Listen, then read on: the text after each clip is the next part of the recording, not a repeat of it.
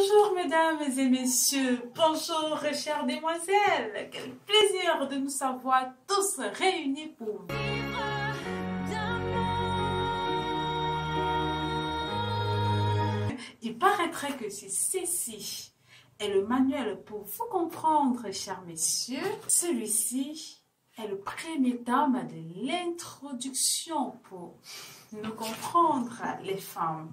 Quoi qu'il en soit, pour nous qui avons décidé de vivre d'amour, est-ce qu'il est possible d'aimer et se laisser aimer sans comprendre ceci, sans savoir ceci? La femme est une terre fertile. Plantez en elle de la tristesse, rassurez-vous, elle vous en servira en quantité et en qualité, à temps et à contre-temps. Plantez-y de la joie, du bonheur, elle fera de vous l'homme le plus heureux. Savoir comment la femme fonctionne vous permet, vous qui voulez être heureux, vous qui voulez cacher une femme derrière vous, pour qu'on puisse dire demain, derrière cet homme se cache une grande femme. Il est important pour vous de savoir qui est la femme. Et nous, chers dames, chères demoiselles, il est important de savoir à quel point nous sommes fertiles, et ce, en tout. Tout ce qu'une femme entreprend avec son cœur éclore et porte des fruits excellents. Le problème, c'est que bien de fois, nous-mêmes, on ne le sait pas. Et donc, quand on le sait, on fera attention à ce qu'on touche. On fera attention à la personne avec qui on se met. On choisira, on sélectionnera les graines qu'on sème en nous. On sélectionnera ce qu'on embrasse pour faire notre vie. On ne sait pas chez l'homme qui on est. Les problèmes, bien de fois, s'enchaînent dans notre vie. On passe de problème en problème, de plainte en plainte. On a l'impression que le bonheur n'est pas pour nous. On en vient à envier la vie des autres. Tout simplement parce qu'on a ignoré qui est-ce que nous sommes en tant que femmes. Qui êtes-vous, madame? Qui êtes-vous, chère demoiselle? Est-ce que vous savez que vous êtes naturellement dotée de cette capacité qui fait que tout ce que vous entreprenez réussisse? Il faut le savoir. Si vous choisissez, par exemple, d'entretenir une relation, ce qu'on appelle aujourd'hui des unions libres, ne soyez pas surpris que cet homme qui pourtant nous aime n'arrive pas à finir par s'engager et à faire de vous ce que vous voulez qu'il fasse. Vous voulez qu'il vous épouse, mais donnez-lui les moyens pour le faire. Parce que les hommes, ils sont bons en général. Les hommes, ils veulent nous chérir, ils veulent nous aimer, mais quelquefois, ils sont un peu comme des enfants. Est-ce que vous savez que cet homme qui vous aime attend que vous fassiez de lui l'homme qu'il rêve d'être?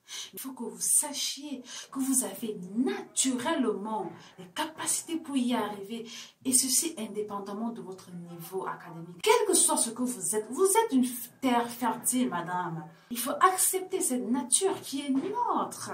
Ça ne veut pas dire qu'on est au-dessus d'une amie ou d'une soeur, mais non, on est toutes les dames comme cela. Et l'ignorer, ça devient un gros danger. Tant bien pour nous que pour notre entourage.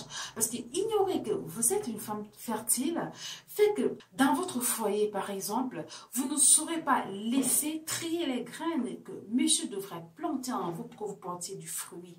Si vous acceptez dans votre foyer ou dans votre travail ou dans votre famille qu'on plante en vous chaque jour, que Dieu a créé, qu'un beau matin on plante en vous la tristesse, vous le serez tellement à un haut niveau. D'ailleurs, rassurons-nous, qu'est-ce qu'on dit souvent de nous les femmes? La méchanceté d'une femme. Pourquoi? Pas parce que la femme est naturellement méchante, juste parce que la femme étant une terre fertile, quand tu lui donnes l'occasion d'être méchante, alors là, elle est au centuple. Par contre, quand vous donnez l'occasion à une femme de vous honorer, de vous entretenir, de prendre soin de vous, comme une petite plante, alors tenez, elle fait de vous l'homme le plus heureux, ou encore elle fait de son travail. On a des femmes quand on retrouve au bureau, elles n'arrivent même pas à vous dire bonjour, à vous regarder dans les yeux, à vous dire bonjour, parce que la vie, elle est belle et elle est belle. Elle n'arrive pas à vous sourire. On a des femmes qu'on trouve au travail qui sont tristes de faire ce qu'elles sont en train de faire, qu'elles soient sages femmes, qu'elles vendent des tomates au marché, qu'elles soient couturières, qu'elles soient femmes d'affaires. D'ailleurs, vous comprenez justement qu'il n'est pas question d'argent, de niveau social, de niveau intellectuel. La preuve, Combien d'entre nous, les dames, qui avaient des bacs plus 40, je ne sais pas, je veux dire qu'il y avait un niveau particulier à l'école, combien sommes-nous à être tristes dans nos foyers ou même dans notre travail? On a visiblement la richesse longtemps cherchée, on a visiblement ce dont on a toujours rêvé faire. Et quand on est dans le bain de ce qu'on a toujours cherché, on est triste. Mais pourquoi? On n'est pas heureuse, on sent que ça ne va pas. On se retrouve parfois en conflit avec notre entourage. On est aigri. L'homme avec qui on est ne nous aime pas ou ne nous aime plus. Les enfants ne nous écoutent plus. On ne sait même plus comment être mère pour ces enfants-là. Pourquoi? Simplement parce qu'on ne réalise pas, qu'on ne vit plus dans son identité de femme. Ça veut dire qu'il revient à nous, chères dames, de le savoir et dès lors de savoir comment vivre, comment faire les choix de notre vie, de savoir quoi faire et avec qui faire quoi, de savoir comment entretenir nos relations tant bien familiales, sentimentales, professionnelles que apostoliques.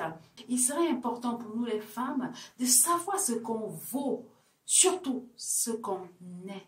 Ignorer ce que vous êtes ne peut vous amener qu'à détruire d'une certaine façon notre entourage, notre propre vie. Savoir ce qu'on est et ce qu'on vaut ne peut que nous pousser à porter du fruit, mais alors un fruit qui demeure. Savoir qu'on est une femme fertile ferait que le matin, avant que vous n'alliez au travail, que vous décidez, que vous prenez conscience de qui vous êtes et que s'il arrivait, par exemple, que quelqu'un vous apporte la mauvaise humeur s'aimer chez vous, vous saurez que, attention, je suis une terre fertile. Si je laisse qu'il sème la mauvaise humeur en moi, elle va germer, elle va grandir, elle va porter les fruits de la mauvaise humeur.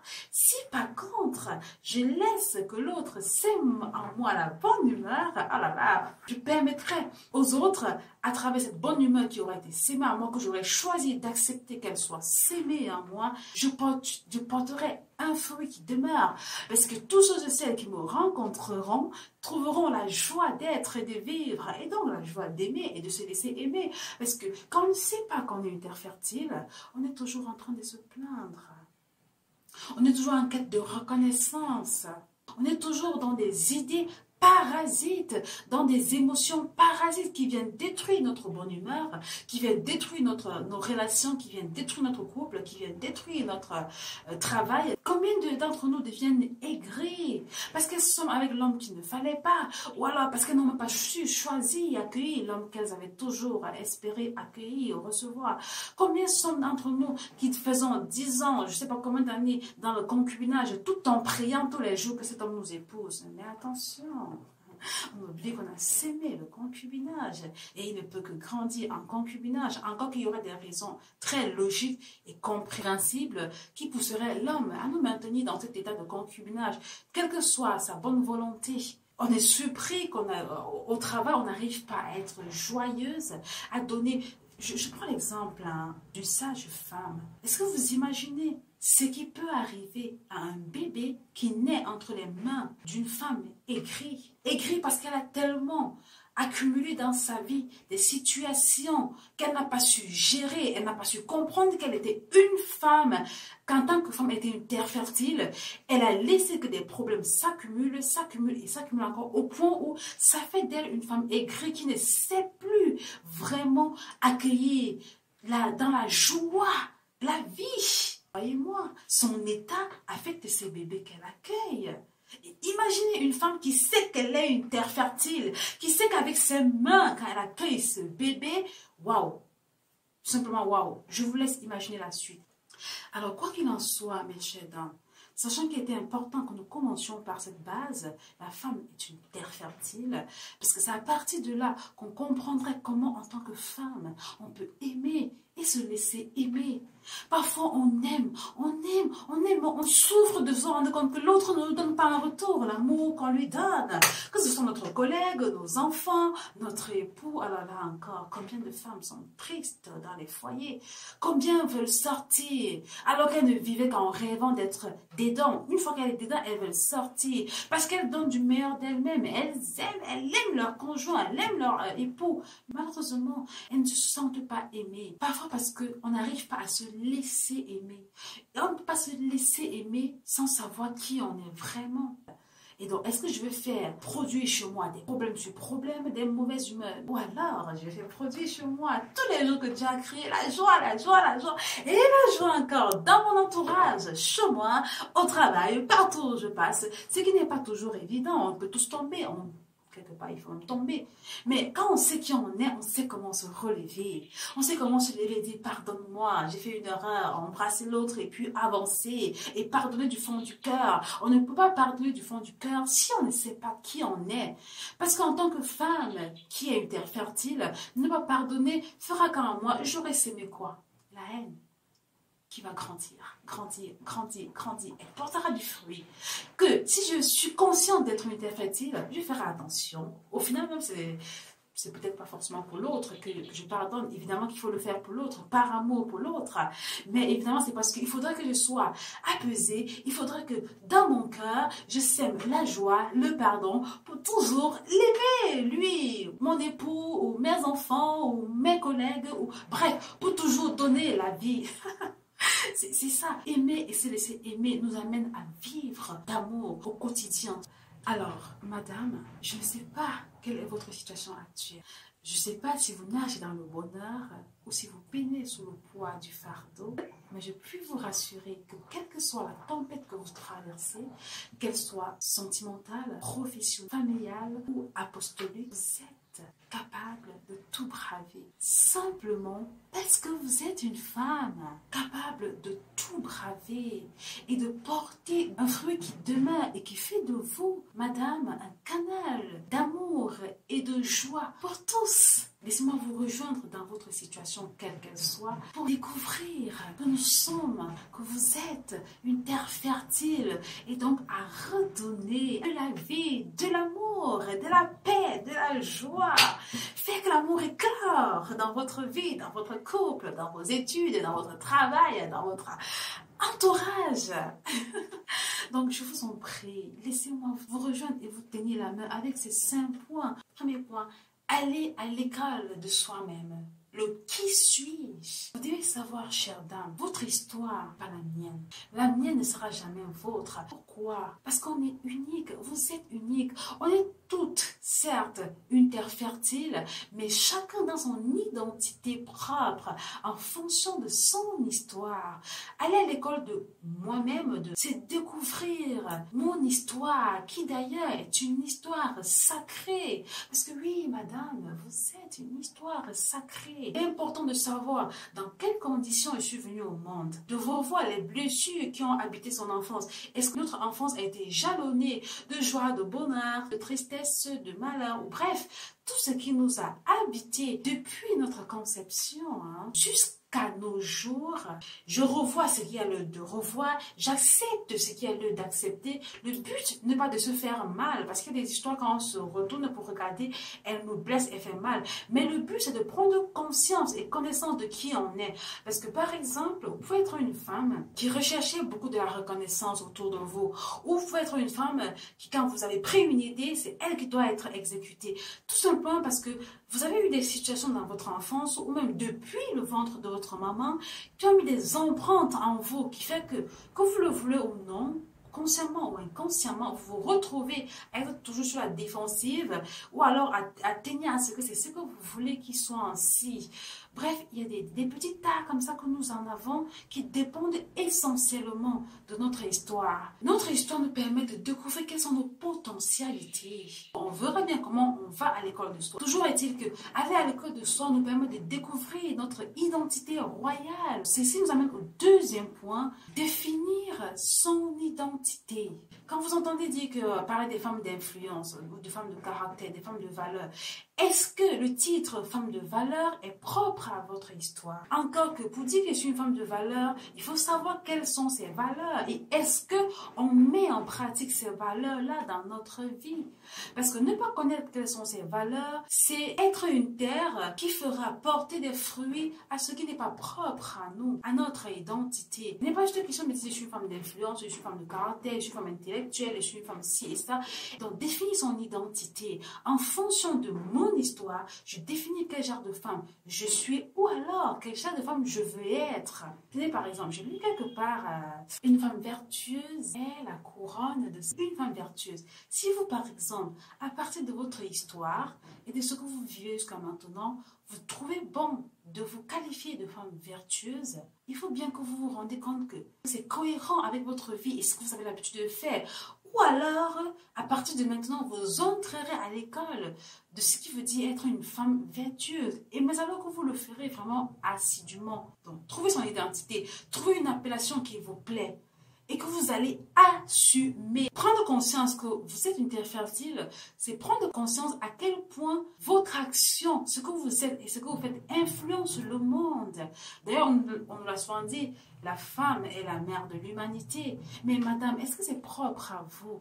Ça veut dire quoi être la mère de l'humanité? Comment vais-je être la mère de l'humanité si je ne suis même pas déjà mère chez moi? Et qu'est-ce que ça veut dire être mère? Avant de savoir, madame, que vous êtes une mère de l'humanité, il est important de définir son monde.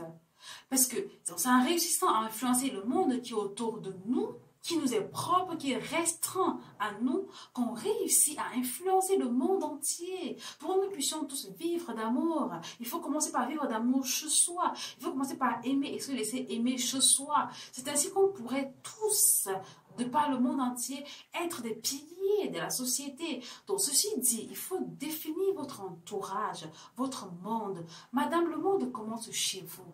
Le monde commence dans votre travail. Le monde commence autour de vous. Le monde commence dans votre famille. Le monde commence avec votre partenaire, avec votre époux, avec votre collègue, avec vos enfants, avec votre famille restreinte et large. Les femmes mariées, on verra que votre monde, c'est votre famille à vous et votre belle famille, par exemple. Ceci pourquoi c'est dans votre tout petit monde que vous devez commencer à porter du fruit. Et c'est ces fruits-là qui pourraient influencer le monde entier. Parce que croyez-moi, madame, on n'est pas des caméléons. On peut pas être bonne au travail et mauvaise à la maison. Ça, c'est faux, c'est du mensonge. On a parfois l'impression qu'on le fait, mais c'est faux. Ça, c'est clair. Et nous devons être capables de définir cela, de réaliser que ça veut dire qu'on a un problème et donc d'aller à la source du problème pour guérir ce qu'il y a de guérir, pour arranger, restaurer ce qu'il y a de restaurer. C'est pour pouvoir aimer et se laisser aimer. On ignore comment s'auto-évaluer. S'auto-évaluer, c'est réaliser vraiment, sincèrement avec soi-même quelle est la relation de façon générale que j'ai avec mon entourage. Que dit mon entourage de moi? Attention, il n'est pas question de voir à quel point on nous apprécie. Parce que parfois, on fait l'effort d'être des actrices pour laisser paraître ce qu'on n'est pas. On est une terre fertile. Si on a l'habitude de laisser transparaître de l'aigreur, je sais pas, de la tristesse, des problèmes, des disputes, des tiraillements, c'est que c'est ça, nous. C'est que c'est ce qu'on a laissé qu'on plante en nous. C'est ce qu'on a planté consciemment ou inconsciemment en nous, par nous-mêmes. Hein. Il faut s'asseoir et se dire quelle est la relation qui domine entre mon époux et moi, entre mes enfants et moi, entre mes frères et sœurs et moi, entre mes amis et moi, est-ce que j'ai un cœur qui les aime avec vérité? Est-ce que j'aime mon entourage avec vérité? Ou alors, je fais trop d'efforts pour aimer mon entourage. Si je fais trop d'efforts, ça veut dire qu'il y a un problème. Et il est urgent de résoudre ce problème parce qu'on est une terre fertile, une femme capable de tout. Attention, hein, du meilleur comme du pire. Ignorer qu'on est une terre fertile, c'est ignorer à quel point on peut le meilleur, on peut donner la vie, on peut sauver des vies, on peut donner la joie, l'amour, la paix. L'ignorer, c'est ignorer à quel point on peut détruire un homme. C'est ignorer à quel point on peut détruire ses propres enfants. C'est ignorer à quel point on peut détruire son entourage. C'est ignorer à quel point on peut être chef d'entreprise et ne pas porter cette entreprise au sommet. Ou même on peut juste être ménager dans une entreprise et ne pas la porter au sommet juste parce qu'on est une femme. Quand votre entourage sait qui vous êtes, quelque part, ça vous pousse, malgré des chutes que vous ferez, à vous relever. Parce que vous savez qu'on attend de vous. Si vous avez décidé, par exemple, à dire que je vais être une femme vertueuse et que vous laissez votre entourage le plus restreint possible savoir que vous voulez être une femme vertueuse, fera que malgré mes chutes, malgré mes découragements, je vais me relever parce que l'autre attend de moi et que j'ai aussi le désir et le plaisir d'être pour cette personne une femme vertueuse. Parce que ça va l'aider. J'ai envie de porter des fruits, des vertus qui vont aider ma relation avec l'autre à être extraordinaire, à demeurer. J'ai envie d'aimer l'autre et de laisser que l'autre m'aime tel que je suis. Donc voilà, il est important de laisser à son entourage de savoir qui nous sommes réellement et qui nous voulons être. Dans le 5e point, je vous laisse, mesdames, à me dire en commentaire que pensez-vous en 5e lieu qu'on peut être ou qu'on doit faire, nous, chères dames, ou vous, messieurs, pour aussi savoir ce que nous, chères dames, on peut faire pour entrer dans cette réalité de femme, terre fertile. Parce que nous le sommes toutes, quelle que soit notre vie, quel que soit notre niveau. Le savoir va nous permettre d'améliorer notre vie, d'améliorer notre relation, d'améliorer notre couple, d'améliorer notre famille, d'améliorer notre travail. Et dès lors, on va tous porter, on va toutes porter des fruits qui demeurent, des fruits qui font de nous un canal, des fruits qui font de vous, chères dames, un canal de joie, d'amour et de paix dans votre vie, dans votre situation, quelle qu'elle soit. Alors sur ce, je vous dis merci et à très bientôt.